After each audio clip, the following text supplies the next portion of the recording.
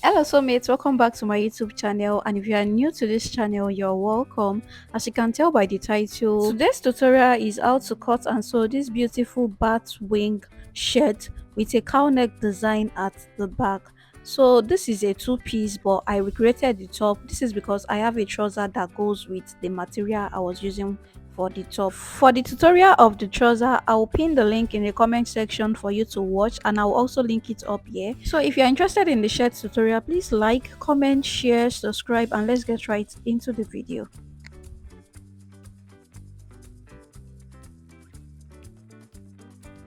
To recreate this outfit, I would recommend a duchess or a silk fabric, and if you want to recreate the complete two-piece, you will need about 3 to 4 yards depending on your size, and if you are recreating the top alone, you will need about 1.5 to 2 yards of your fabric. So now let's draft the pattern. So this pattern has my basic blouse measurement from the shoulder down to the hip, and for this measurement I'll start with the shoulder area. So I divided my shoulder into two. Then I added 6 inches for my sleeve. So if you want to increase your own sleeve, you can increase it. But me, I added 6 inches for me for my own sleeves. So at this end over here, I'll go down by 1 inch. Then I'll measure 3 inches here. So I'll be connecting the 2 points together just like a shoulder slope.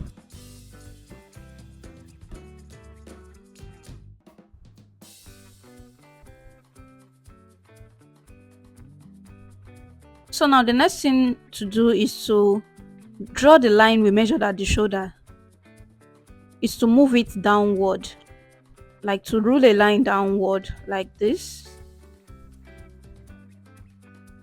So let me use my pencil first. I will still use my marker later. So now for my sleeve opening, I'm using 7.5.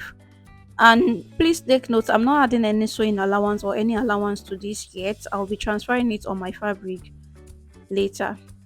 So this is 7.5 for my sleeve opening. So whatsoever your own is, just measure it. So as the bust area, I'll measure my bust measurement divided by 2 inches. Then I will add my ease allowance. You know, it is not a fitted shirt, so I will add ease allowance. For the ease allowance, I will recommend you add just 2 inches. Add just 2 inches as your ease allowance. So now I will connect the end point of my sleeve opening just inward like this for it to meet, for it to come into that side. So I'm just reading a line like this, and I will redraw this line with my marker for it to be visible. So that's the sleeve opening, and I said mine was 7.5. So now everything I have at the bust area, I'll just go ahead and measure it at the hip area. So I'll be using the same measurement for the bust area at the hip area. I could use this because I add extra ease allowance, so it will accommodate my hip. So if your hip is bigger than your bust, you can just go ahead and measure your hip measurement divided by 2 at that area, then you add your ease allowance. But mine is almost the same thing. So now let me just connect this. Let me redraw this line with a marker for it to be more visible, and I will blend in this armhole area. So this part here is now our new armhole, so I'll just blend it in like this. So let's go over to our neckline. This is a shirt, so the neckline has to be small. So for me, I'm using 3 by 3 for the front neckline. So this pattern is still for the front, but we'll be using the same pattern for the back. So I'm using 3 by 3 for the front. Please bear in mind that we've not added the allowance at the front area for the shirt opening. So we'll be adding that when we are transferring this pattern on our fabric. So now we are done with the drafting of the pattern, so I'll go ahead and cut this out now.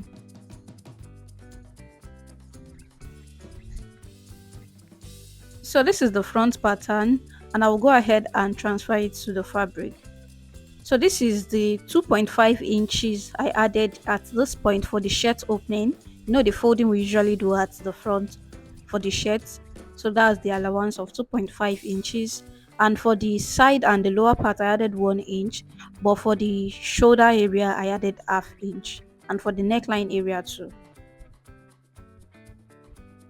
So I'll open up this front like this, and this part here will be folded just like we do for our shirts. It is the same pattern we'll be using to also cut the back bodies. So this is the pattern, and I will just, before I cut it out, let me label this line. So the line I'll be cutting is the bust line. So this is the bust line, and the line above it is the armhole. So I'll be cutting the bust area just to slash this pattern.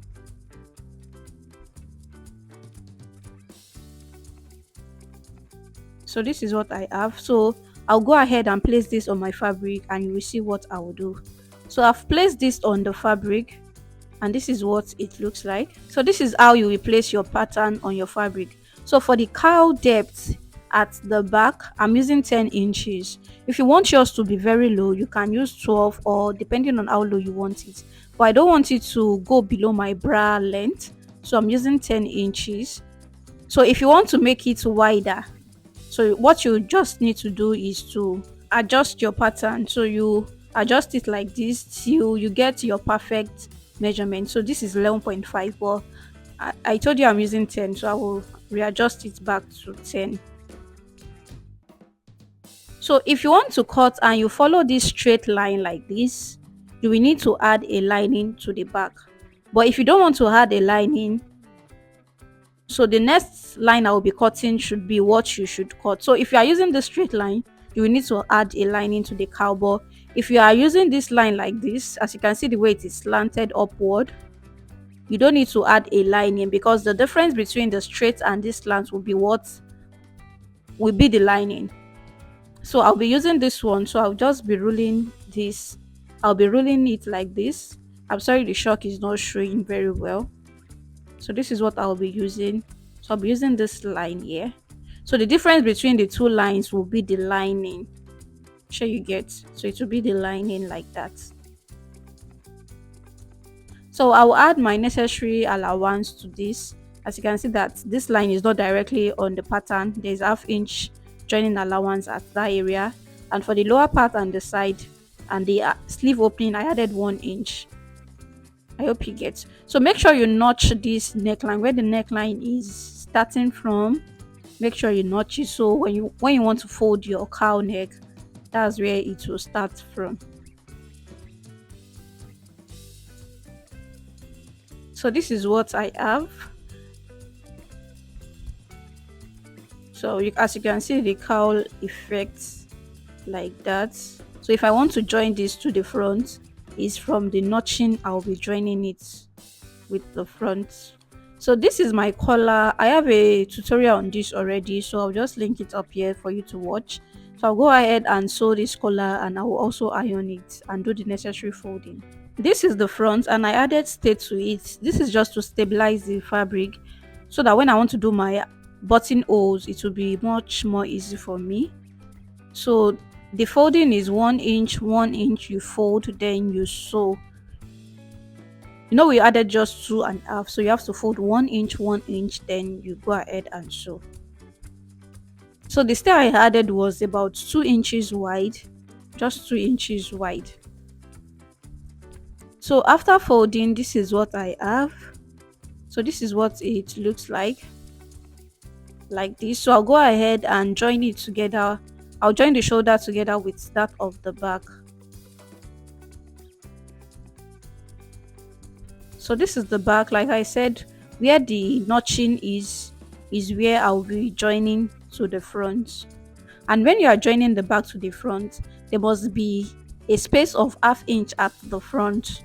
This is to join the collar to the front. So there will be a space of ½ inch at the front for the collar joining. The space will be towards the neck area of the front, so just leave about ½ inch space there. Then you go ahead and join it together with the back. So this is what we have. As you can see, the ½ inch space I said at the neckline area. So this will ensure the joining of the collar to the front. So this is what it looks like, and this is the other side also. I went ahead to join this. So the next thing I will be doing is to fold the sleeve opening. I'll fold the sleeve opening, I will hem it, then I will also join the side. So I'm just showing you what the back is looking like. So I will fold the sleeve opening just half since I added just 1 inch there. Then I will also join the side with my 1 inch joining allowance. So this is the collar after ironing and folding in at this lower part. So this is what the collar looks like, and it is ready to be joined to the fabric, to the main fabric. So my collar is 15 inches, so I have to locate the midpoint. So I'm just locating the midpoint, which is 7.5. So it is 7.5. So now to join the collar to the main bodies, so you just have to join the front alone, so there is no space for the back. So you just have to join the front. So when you are joining, make sure you don't stretch the front so that you don't take part of the neckline of the back. So make sure you pin it down. You pin it from one end to the other end, then you pin the other side also, and there will be space at the middle part for the back. So that space at the back, at the middle part, we accommodate for the back neckline. So from the edge you fix the front, one side of the front, and from the other edge you fix another side of the front. And please don't stretch your fabric so that it doesn't eat up part of the allowance for the back. So it is the remaining ½ inch we left at the neckline that we'll be using to join this. So you go ahead and just sew. So the way I'm sewing is just to sew right on it. As you can see, the space at the back. So this is the space at the back. So I'll go ahead and just sew. So after sewing, this is what I have. As you can see, the back, yeah, this is the back neckline, and this is the cowl effect here. So I'll go ahead and hem the lower part here, and I'll also go ahead and make my buttonholes and also fix my button. So this is what I have. So this is my collar, this is my button fixed, this is the back, this is what the back of the top look like. Ensure to hem the edge of the cowl neckline, that lining that we added at the cowl part. Ensure to hem it, and also hem the other part of your blouse. Like I said earlier in the intro video, I did not make a trouser to this because I have a trouser that goes with it, and I also have tutorials on the trouser on my channel, so it will be linked in the comment section. So this is what the top looks like. So thank you so much for watching. If you haven't subscribed, please subscribe, like, comment, share, and I will see you in my next video. Bye.